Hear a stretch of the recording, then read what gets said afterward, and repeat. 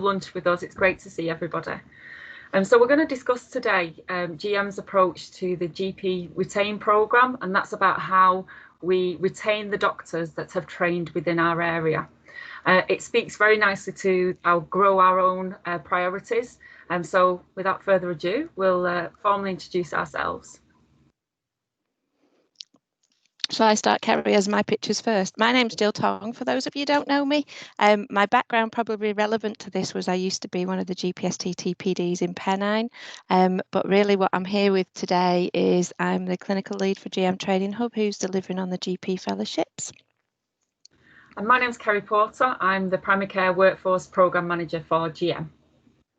Hi everyone, my name's Natasha Odita and I'm also a Primary Care Workforce Manager in GM. So now that we've sort of introduced ourselves, it'd be lovely to find out who we've got actually on the call. So I'd like to start off by asking everybody to really introduce themselves, put your microphone on, and let us know why you're here today, what is your role and what is your remit. Who's going to be brave enough to go first? Shall I? Will do. Oh, Sorry. I was going to be. One, Jill. Hi, my name's Jill Pilkington. I'm a commissioning project manager for Tameside and Glossop CCG and also the nurse lead. Been in post a few months. So obviously I deal with the workforce, like I said, growing our own and succession planning. So that's kind of why I'm here today, to get some tips and to say hello to everybody. Thank you, Jill. We've also got the chat box function open as well. So if anybody wants to drop any emails or share some contact details in there, you're more than welcome. And as we go through the presentation, if anybody's got any questions that they don't feel they can ask to the audience, just drop them in there and Kerry and I will be keeping an eye on that and we'll pick them up. Thank you. So next, who wants to sort of introduce themselves? I'm Katie Hesselwood. I'm the Primary Care Project Manager for Bury CCG. Recently come back from maternity leave. My remit at the moment is mainly around quality and assurance, but prior to going on maternity leave, I was involved in the workforce and wanted to be up to date really, and just more out of interest, I'll be able to support my colleagues in the team who might be dealing with this in the future. Fantastic, thank you and welcome. I'll go next if you like. My name's Sharon Spooner. I work as a GP and also researching in primary care workforce based at the University of Manchester. Thanks, Sharon. Welcome. Hi, I'll go next. It's Lisa Lucas. I'm also a project manager at Bury CCG. I look after the education side. So when Katie was saying supporting a colleague, that would be me, because it's my remit to do all of the workforce stuff now on the education. So I'm just here to just learn a bit more about the programme. Thanks very much, Lisa. Okay, I'm Alison Yates. I'm the project manager for HE for the International GP programme. My substantive post will be the coordinator for the primary care school for HE Northwest. So that's why I'm here. Thanks very much. Lovely to meet you, Alison. You as well. Shall I go next? I'm Sue Howard, and I've just joined the workforce team at the partnership last week. I'm the workforce collaborative programme lead. I'm just here to hear about the work that you've been doing. Thanks, Susan, and welcome. Hi, I'm Rob. I'm the project administrator at Greater Manchester Training Hub. I've been in post for 2 weeks and I'm working on the fellowship programme and a GP fellowship programme at the moment. So I'm just here to learn more about how that fits in and everything, because I'm also, as well as new in post, I'm also new to the NHS. Thanks very much, Rob, and welcome to the NHS. Lovely to meet you, and I'm sure we'll be working together shortly.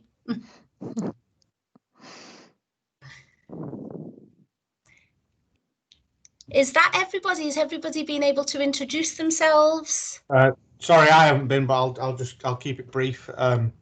My name's Dave Mayer and I'm an assistant practice manager at a practice in Radcliffe. I'm in a similar position to Rob. I'm new to the NHS and new to practice management and new to everything, it seems like, at the moment. So I'm just here to try and pick up some information, see how this programme might affect us at a sort of operational level. So that's why I'm here today. Thanks very much, Dave. And you know what? We're all in this together because I'm also a newbie, so we're all here to support and guide. Okay, I think everybody's introduced themselves, so I'd like to hand over to Dr. Jill Tong for her to pick up the presentation. So I'm pressing the buttons and it's Kerry that's speaking to start off with. Thanks, Jill. So what we really wanted to share was some of the learning that we've had around some of the projects that we've done. So initially what we did was we did a pilot in Pennine School and went out to speak to the doctors that were about to qualify.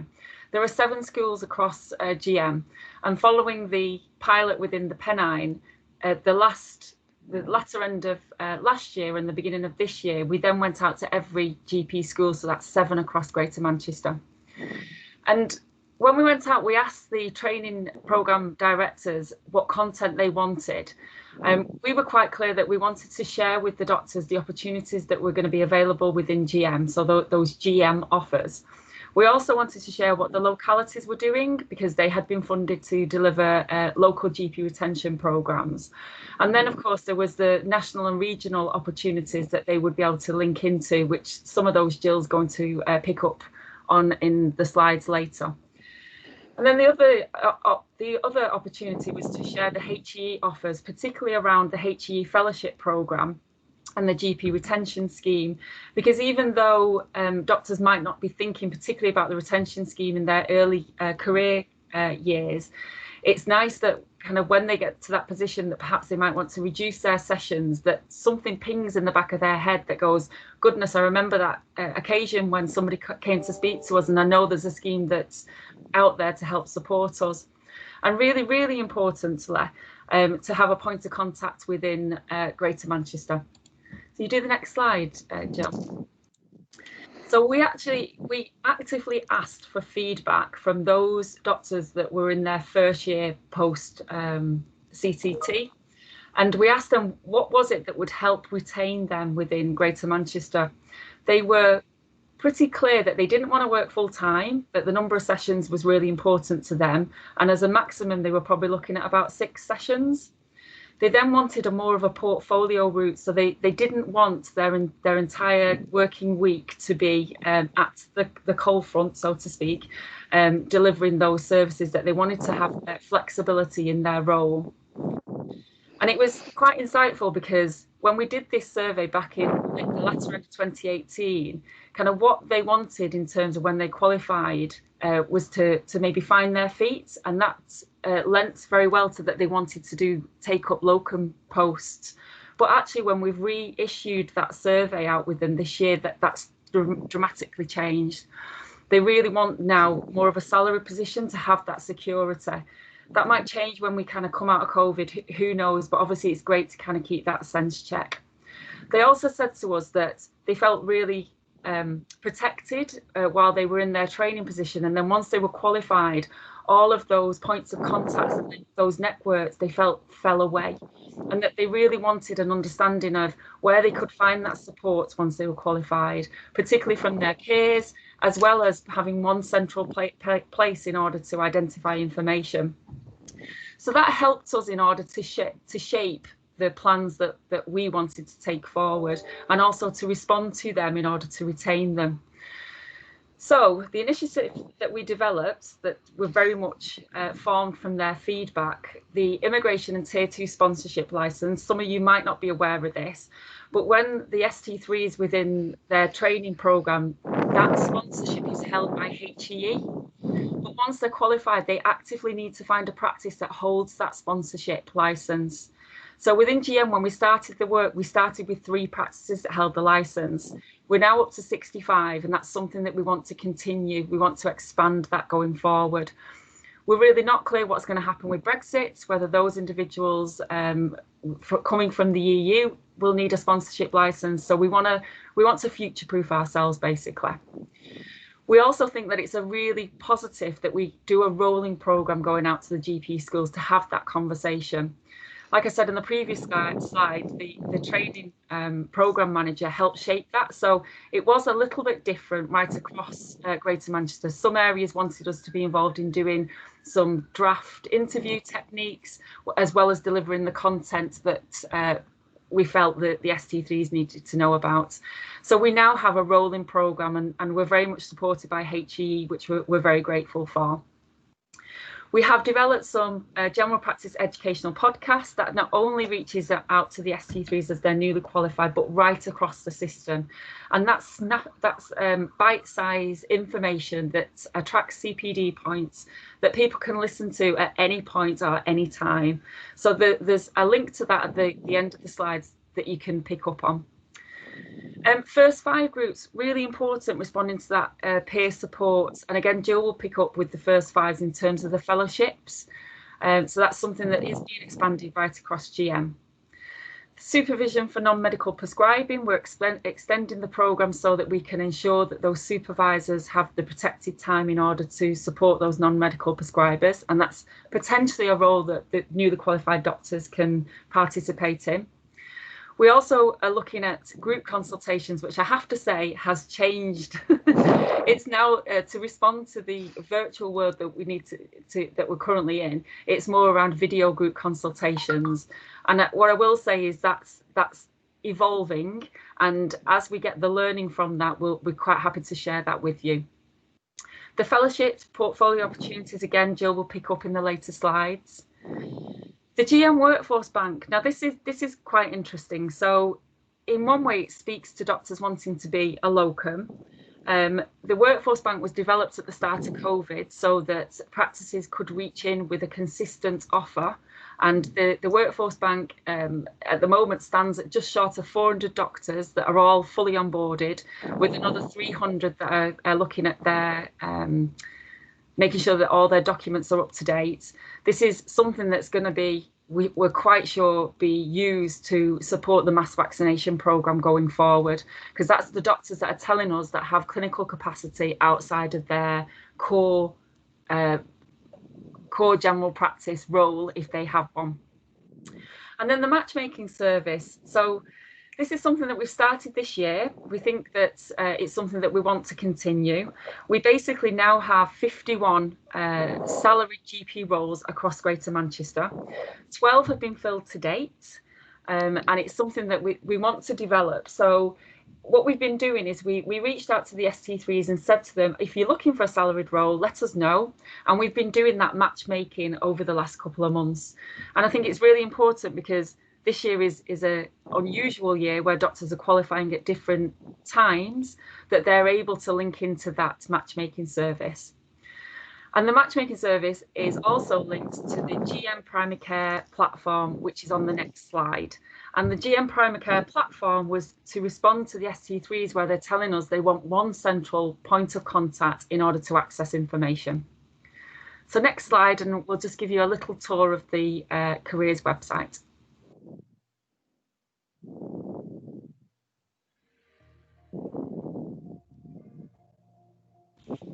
Welcome to Greater Manchester Primary Care Careers Platform. On our platform, you'll be able to explore information around the 4 domains in primary care: general practice, dentistry, pharmacy, and optometry. For the purposes of this video, we're going to delve into general practice. On the general practice part of the website, there is a host of information to support you in your career in general practice. You can take a look at the job opportunities by clicking this tab. On this page, you'll be able to explore the vacancies across all of our boroughs and find a job that you can apply for. You can also use the search box to search for a particular job using a particular keyword, or simply scroll the list to see if any jobs take your fancy. The Why Work in Primary Care tab has lots of information about what primary care is, primary care in Greater Manchester, organisations within primary care, primary care networks and all about them, and devolution and how that works in Manchester. There's also further information about Greater Manchester and why working in Greater Manchester is a great opportunity. You can explore the different boroughs by using this tab, and this will take you to a page that explores them by clinical commissioning group.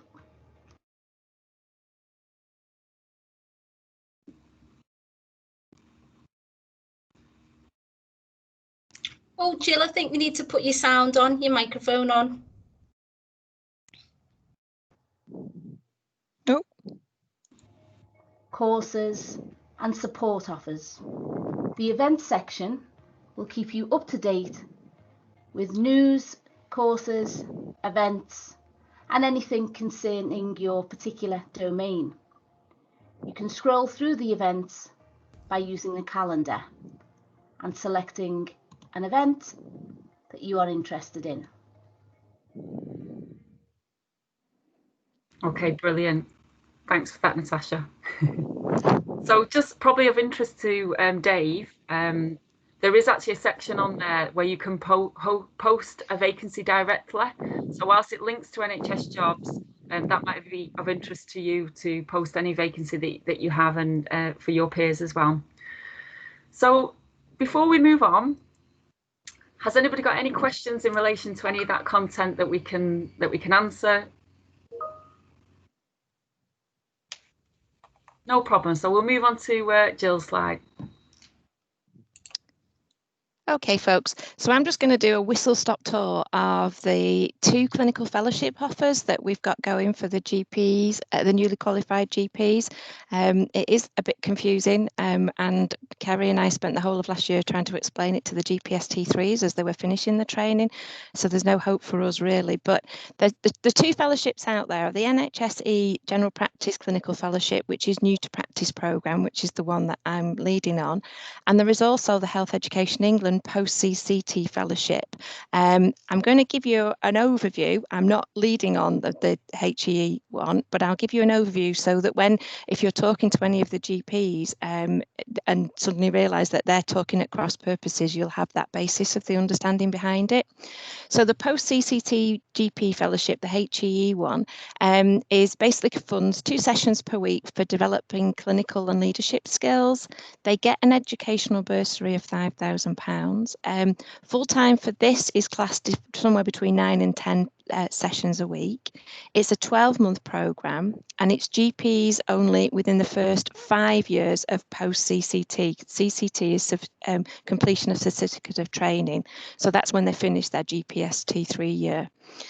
The idea behind the HE fellowships is 40% is in traditional GP at least, and then up to 40% can develop a skill or involvement in the GP development beyond the MRC GP curriculum. So there's certainly the ones that we've had in HMR over the 3 years. We've had a clinical research fellow, we've got a medical education fellow at the moment, and we've just this cohort this time round we've got a sexual health clinical fellow.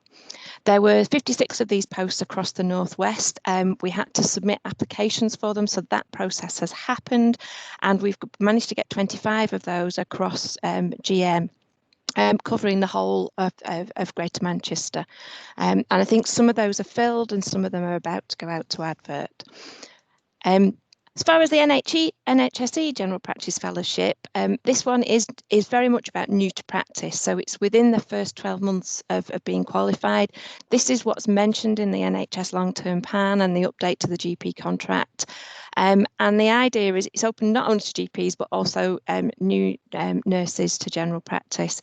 And it's available to all. There is not a cap to it. It is available to everyone who wants to within a substantive post. So that means either a salaried post, or if they want to join a partnership straight away, it is also open to those that are joining a partnership within their first 12 months of qualifying. It is not open to locums. This programme is a 2-year locum, and it funds 1 session per week pro rata based on 9 sessions being full time for a package of support, learning and development. And I'm obviously a GP, so I have to mention the funding.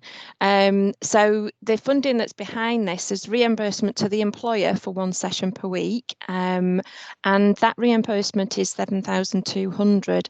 Bear in mind that is including on cost, so actually the GP probably gets 5,400 in their pocket, which is a reduction in what salaried GPs would be getting per session, but I think we need to sell it as it's a fantastic opportunity.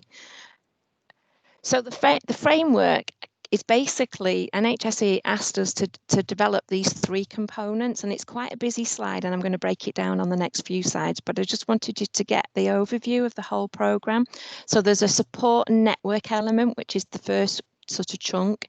Then there's a learning and development element, and then there's a portfolio working element.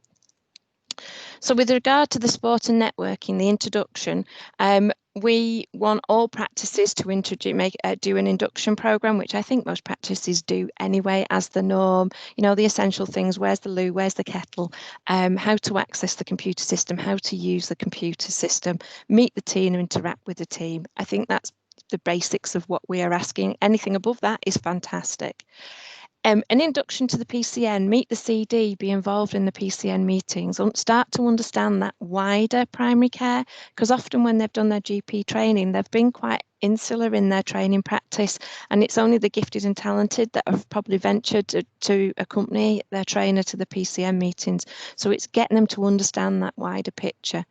And then the GM induction we've done, because of the virtual world we're in, we've done it with the Northwest Training Hubs as an online module, and explaining and trying to understand how primary care fits together. So for those of you new to primary care, it might actually be quite a good one for you to watch too.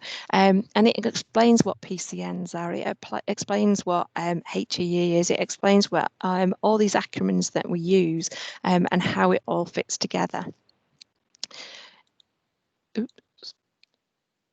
So within the support network element, they also get a mentor, and this will be a GP mentor that's been as part of the package to the mentor. They will be have access to a training package, which we're going to do through Salford University as a remote blended learning. So at the end of the 2-year programme of them being a mentor, they will have an ILM5 qualification in mentorship, and they will mentor these new GPs with a minimum of 1 hour each month. Some of that will be face-to-face, some will be online. The vast majority of it is going to be in the virtual format because of the world we're in at this moment in time.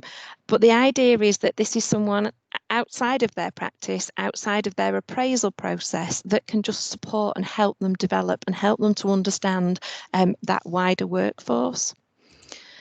There's also an ask for coachings within the supporting and network element, and the ask says 6 1-hour sessions by a qualified coach at 1 or 2 points over the 2nd year of the programme, and it's looking more at personal and career development rather than the support that they're at this moment in time, but where are they going and what next. And then more importantly than anything, I think, is the peer support group, because these guys have spent 3 years being cuddled and handheld as part of their training package, and they've had 1 day a week where they've had a structured education learning, and they've had that peer support. And then they come out into general practice and they're quite isolated in the remote worlds that we're in. So each CCG will have funding to be able to set up if they haven't got a First 5 group or equivalent, or help shape and develop that. It will be 1 per CCG at the moment because we don't want lots of little ones forming. And if the group wants to call itself the First 5 group, that has associations with RCGP, and we're working alongside the RCGP Northwest to see how they want to enhance that package. Or if they don't want to be associated with the RCGP, they can set up their own group and have their own name. We're also working with the RCGP Next Gen, and there has already been set up by GP Excellence the Next Gen programme. The idea of this is that the peers set it up themselves and we get local leaders to come and talk to them. It's split into 2 elements. So there's a bit where a leader will talk about their journey, and then there's a Q&A from the audience. And then there's a bit where a leader will focus in on one particular bit, and that hopefully then will inspire them, because a lot of leaders don't quite start out in life to be leaders. They trip over them, and they can understand the pathways that those leaders have got to.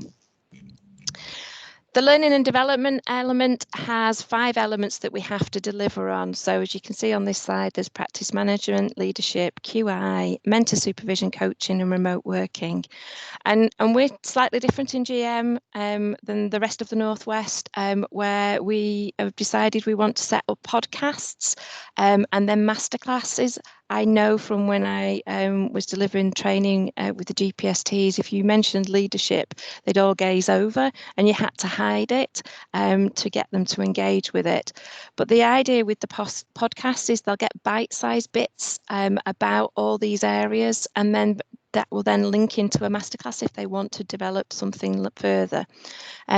The leadership, we're really lucky to have Joanna Bircher from GP Excellence. She's just written a book about the leadership hike, and we're going to take that sort of structure of a hike and take them on a leadership hike, and hopefully to get them to realise that actually they've got a lot of these skills, they just need to enhance them or develop them.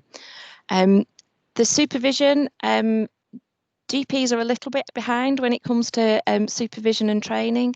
The nurses have it sussed. All nurses have to have a supervisor as part of a revalidation process, whereas the GPs aren't necessarily allowed to do this. And what we want to do is get them to look at supervision, whether that's medical students or the wider workforce, and start to get a flavour of supporting that wider team, and hopefully then entice them to go on to FY2 or GPST training. The remote working is obviously essential in this world, and these guys have come from being GPSTs in practices. They obviously did see normal GP before the pandemic struck, but then may have changed areas, and the remote working they had in their training practice may be very different to where they are. The final bit is about portfolio working, and after the first 6 months of their idea is they start to look at how they can fit into the PCN and provide some support still within their one session. So that one session a week, they've still got to have their mentor and learning. So it isn't a sort of every week, every day, every session they will commit to the PCN, but a role that they can then start to understand the wider workforce and how that fits together. So the one that jumps out to mind straight away is the care home DES, and how they could see that multidisciplinary team working.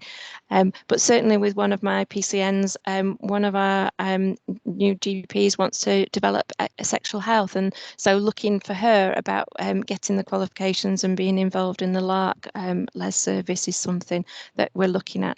But PCNs need to look, as well as everything else they have to do, need to look at what opportunities there are there to try and help shape and influence these new GPs and give them a wider opportunity. And the remit is that this has to be for no less than 3 months. It has to be a decent amount of time for them to get a proper exposure and a proper experience. So those of you who are here with a practice hat on, what do I need to do as a practice? Recruit the individual, pay the salary of the individual, and ensure to protect that they get that CPD session, they get that protected time. And that protected time has to be on top of the BMA model contract education included within that.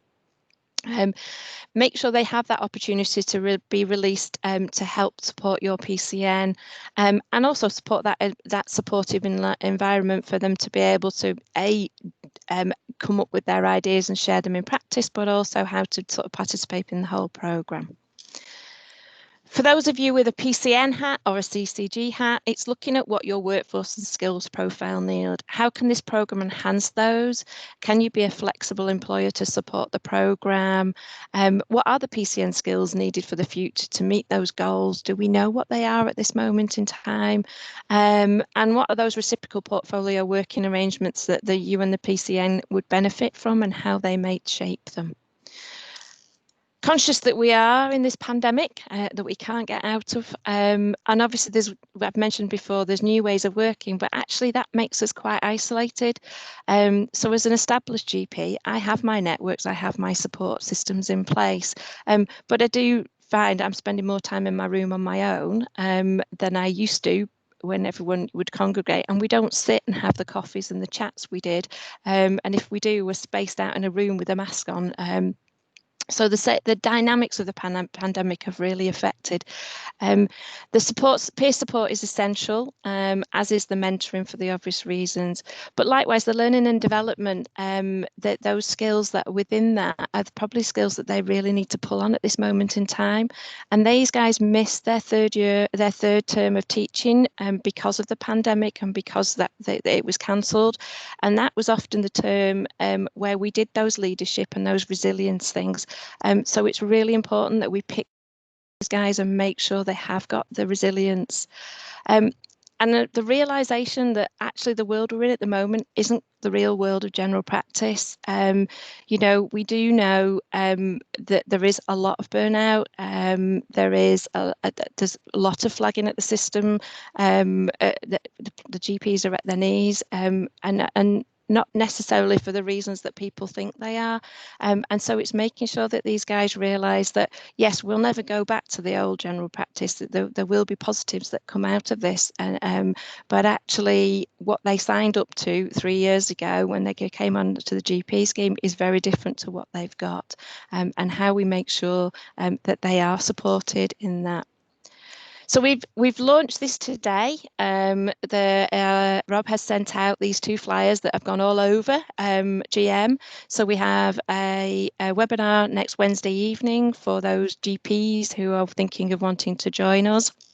And then we have a webinar next Thursday lunchtime for practice managers or for CDs or anyone working within the networks to sort of showcase what it's about and see how that might help fit in with where they're going with their workforce asks. We've also about to do a social media campaign, and this is about to go out today to try and entice people.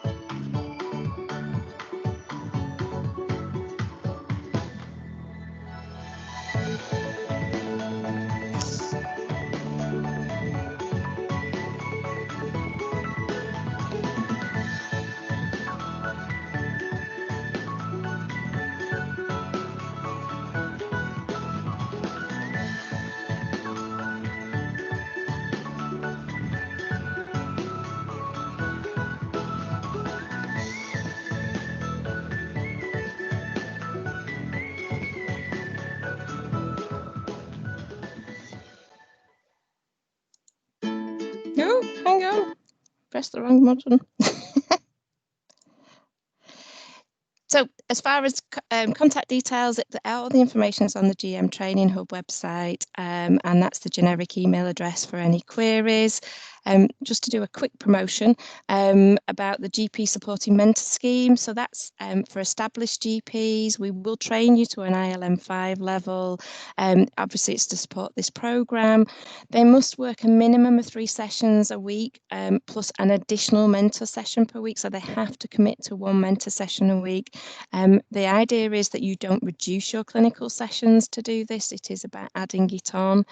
The reimbursement has been set at £289 per session by NHSE, and the idea is that these mentors will support 4 to 6 GP mentees each over the whole of the 2-year programme, and we will provide a peer mentor support programme for that. And then my last slide is also just to remind me that the NHSE new to partnership offer, if you have got a new GP who is joining a partnership straight away within the first 12 months, they are entitled to both programmes, so they can have the funding for both programmes. That doesn't preclude them by being one or the other. And that is my slides. I'll just put Kerry's useful links up there whilst we ask questions. So I think all the slides will be shared actually, because there was a question. So if you have attended, the slides will be sent over to you. Has anybody got any questions or any thoughts? Don't be shy. You can post something in. Sharon's posted. Sharon. Something. Go on, Natasha. So for newly qualified GPs who don't want the full package, e.g. not available for full-time work, will they be welcome at peer groups, e.g. first 5 groups? Might other elements also be accessible? So they don't have to be full-time, they can be less than full-time. The peer support group, I'm not, to put Kerry's fingers in her ears, I'm not too fussed if they are part of the clinical fellowship programme or not. It is about offering peer support. I agree. Thank you. Lisa, you had your hand up. You've popped it down, but we can see you typing away. If you want to in the chat, but I was just going to ask, the mentor programme that you just mentioned, Jill, is that only open to GPs who are then going to take on a student via the fellowship route, or is it open to all GPs? No, it is only open to the GPs that sign up for the fellowship, and it is quite a long process. And they do need that exposure and that breadth, that duration of exposure to the mentorship in order to be able to complete the programme. It's sort of see one, do one, teach one, and reflect on it as part of the evidence for your ILM5. Okay, thank you.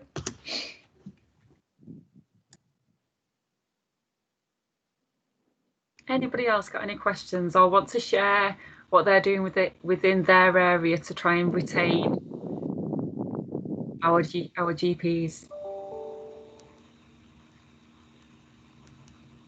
Sharon, I'm going to ask you a question because I know you've done lots and lots of research around this. Just to ask, kind of, does this link into the research that you've got, and perhaps maybe do we need to flex some of our proposals, do you think? So terribly sorry about putting you on the spot. Not a problem. If you could comment, that'd be great.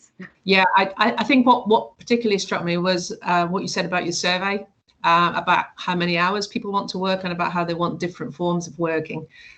We certainly found, and we published on this, that people qualifying felt they were quite prepared and ready for all the clinical work that they would be asked to do, but they didn't know about other aspects, like business aspects, and they certainly, not many of them had been involved in other organisations like CCGs or PCNs. So they felt that those were gaps and those were barriers to them becoming partners and taking a full part in running their practices. So yeah, that very much resonated with what we found.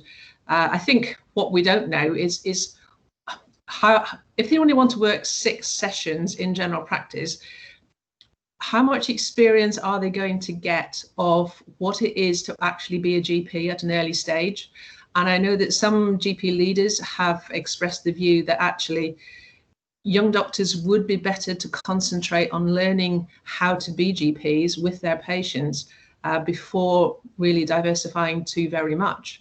And I tension there between what the new GPs want to do and how they see their careers going with what other people who are perhaps more experienced and seen it all before feel they really ought to be doing to really ground them in their sort of professional practice, really.